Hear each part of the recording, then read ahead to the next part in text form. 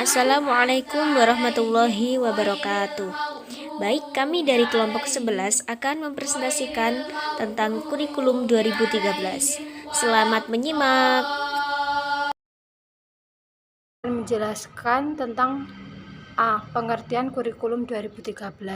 Dalam hal ini, kurikulum 2013 yaitu kurikulum yang terintegrasi, maksudnya adalah suatu model kurikulum yang dapat mengintegrasikan skill, themes, konsep, dan topics. Dengan kata lain, bahwa kurikulum terpadu sebagai sebuah konsep dapat dikatakan sebagai sebuah sistem dan pendekatan pembelajaran yang melibatkan beberapa disiplin ilmu atau mata pelajaran atau bidang studi untuk memberikan pengalaman yang bermakna dan luas kepada peserta didik.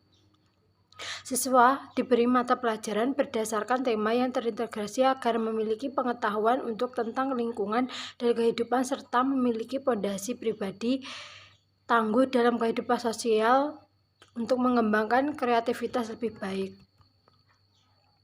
Titik berat kurikulum 2013 bertujuan untuk peserta didik siswa memiliki kemampuan yang lebih baik dalam melakukan observasi, bertanya, bernalar, dan mengkomunikasikan apa yang mereka peroleh atau mereka ketahui setelah menerima materi pelajaran.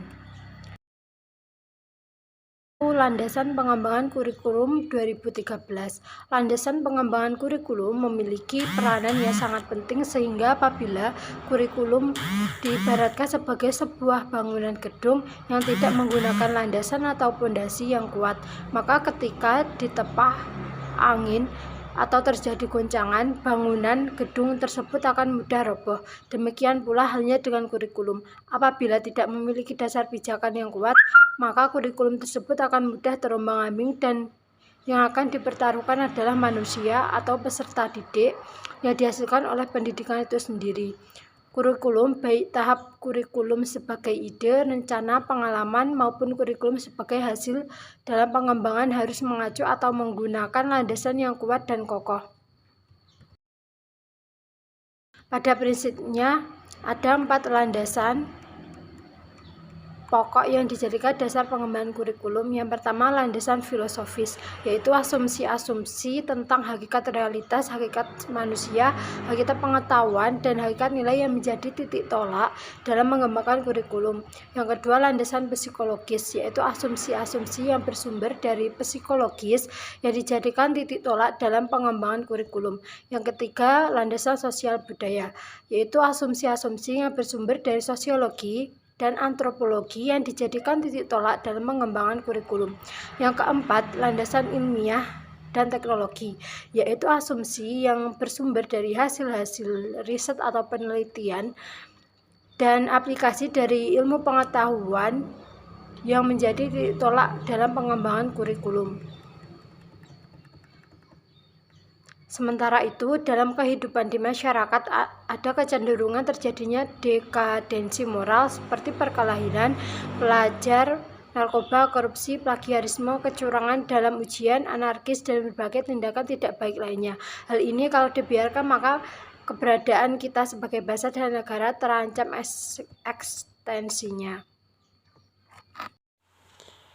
Baik, selanjutnya saya akan menjelaskan tentang prinsip-prinsip pengembangan kurikulum 2013.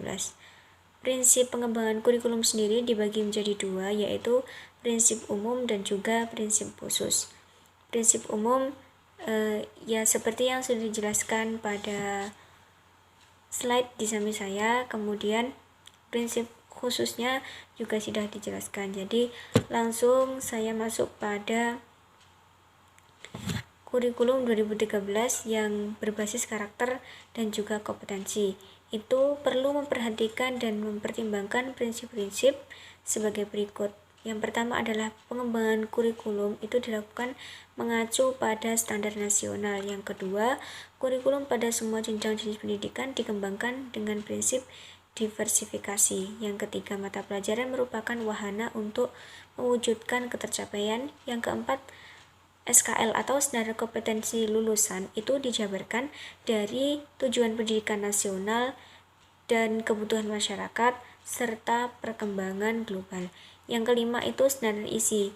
Standar isi itu dijabarkan dari standar kompetensi lulusan.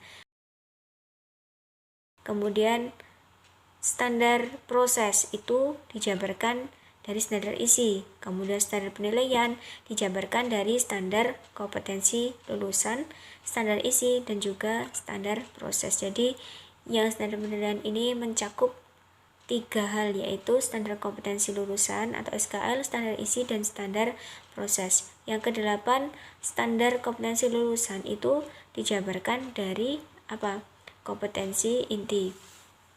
Kemudian kompetensi inti dijabarkan ke dalam kompetensi dasar yang dikontekstualisasikan dengan suatu pelajaran. Kemudian yang ke-10 adalah kurikulum satuan pendidikan dibagi menjadi kurikulum tingkat nasional, daerah, dan satuan pendidikan. Kemudian proses pembelajaran diselenggarakan secara interaktif, inspiratif. Yang ke-12, penilaian hasil belajar itu berbasis proses dan produk. Dan yang terakhir adalah proses belajar dengan pendekatan ilmiah. Nah, itu tadi untuk prinsip-prinsipnya. Selanjutnya adalah acuan operasional penyusunan kurikulum 2013. Jadi, sejak diberlakukannya KTSP dan kurikulum 2013, pemerintah pun dengan satuan pendidikan pada kurikulum 2013, pemerintah berkewenangan memberikan kompetensi inti, kompetensi dasar, tujuan pembelajaran, dan materi pembelajaran. Selebihnya dari komponen kurikulum tersebut harus dilengkapi oleh satuan pendidikan itu sendiri. Nah, apa saja hal-hal yang perlu diperhatikan dalam penyusunan acuan kurikulum 2013 ini? Yang pertama adalah peningkatan iman dan takwa serta akhlak mulia. Yang kedua adalah peningkatan potensi kecerdasan dan minat sesuai dengan tingkat perkembangan dan kemampuan peserta didik. Kemudian yang ketiga, keberagaman potensi dan karakteristik daerah dan lingkungan. Yang keempat, tuntutan pembangunan daerah dan nasional. Yang kelima, tuntutan dunia kerja. Yang keenam, perkembangan ilmu pengetahuan, teknologi, dan seni. Kemudian yang ketujuh, agama. Selanjutnya, dinamika perkembangan global. Kemudian persatuan nasional dan nilai-nilai kebangsaan. Kemudian kondisi sosial budaya masyarakat setempat, kesetaraan gender, dan juga karakteristik satuan pendidikan. Jadi itu tadi hal-hal yang perlu diperhatikan sebagai acuan dalam penyusunan kurikulum 2013. Kemudian memang kurikulum 2013 ini kan sifatnya pendidikan atau istilahnya adalah pendidikan berbasis karakter. Jadi juga banyak sekali acuan-acuan operasional yang perlu diperhatikan dalam menyusun kurikulum 2013 ini. Mulai dari keagamaan, peningkatan iman dan takwa, sampai dengan